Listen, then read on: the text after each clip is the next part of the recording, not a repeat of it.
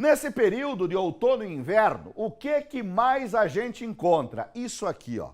Neblina e mais neblina. A gente anda na cidade, a gente anda nas rodovias da região, sejam aí rodovias estaduais ou rodovias federais, nas estradas do interior e até mesmo no perímetro urbano. Isso aqui é muito comum. A neblina que toma conta de Chapecó. Um fenômeno que acaba prejudicando o trânsito, é perigoso, prejudica operações aqui no aeroporto, mas você sabe por que temos tanto nevoeiro aqui?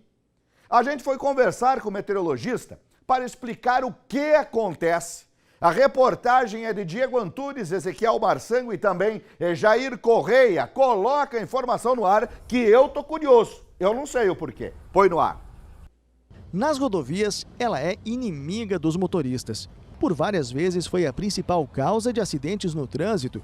E cada ano que passa, a impressão é que tem se tornado algo ainda mais comum no dia a dia da população de algumas cidades.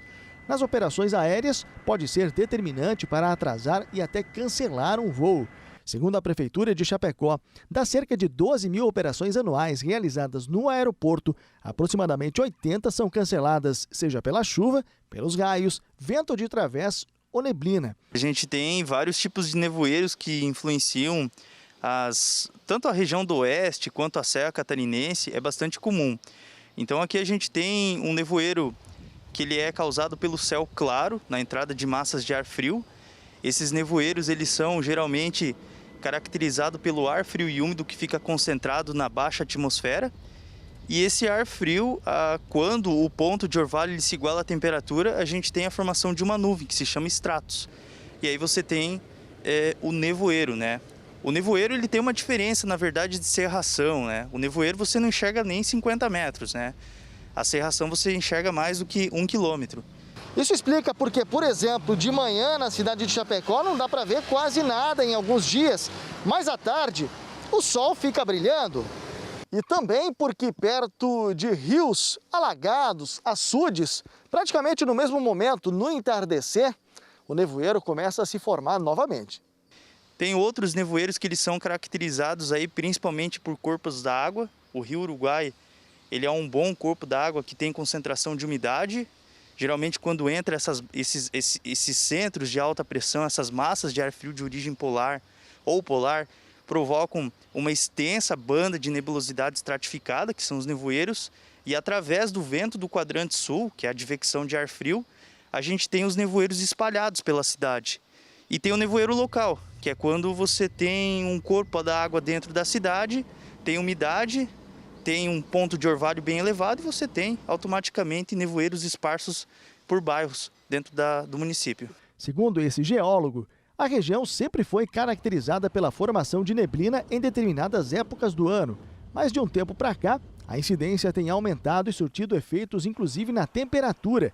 E um dos fatores pode ser a construção de empreendimentos para geração de energia. Atualmente, são 4 usinas e 30 pequenas usinas hidrelétricas existentes em toda a região. Dentre as mudanças no clima local ocasionadas pela construção de uma usina hidrelétrica, estão principalmente mudanças que ocorrem nas temperaturas e na umidade. Uma vez que esses dois elementos são fundamentais para a compreensão dos processos que envolvem a formação de nevoeiros, a construção de usinas hidrelétricas podem, portanto, potencializar a ocorrência desses fenômenos atmosféricos. Se por um lado o nevoeiro acaba atrapalhando, por outro ele é benéfico, principalmente para algumas culturas agrícolas. De acordo com o especialista em clima, geralmente onde tem neblina não tem geada, que acaba sendo a principal vilã na produção de alguns produtos. O nevoeiro é inimigo da geada. Quando o ponto de orvalho ele chega a 0 graus, ou seja, a mínima da relva ela chega próxima de 0 grau, você tem a formação de geada. Já com nevoeiros, o nevoeiro o que ele é? Ele é um lençol térmico que ele faz com que a temperatura da relva e a temperatura a 1,5 metro pelo menos, ela fique acima de 0 graus. Então fica mais difícil para ter a formação do nevoeiro. Está aí, obrigado Peter Scheuer, obrigado geólogo, trabalho aí de Diego Antunes, também Ezequiel Marçango e Jair Correia, para explicar um pouco esse fenômeno que é tão comum nesta época do ano, né?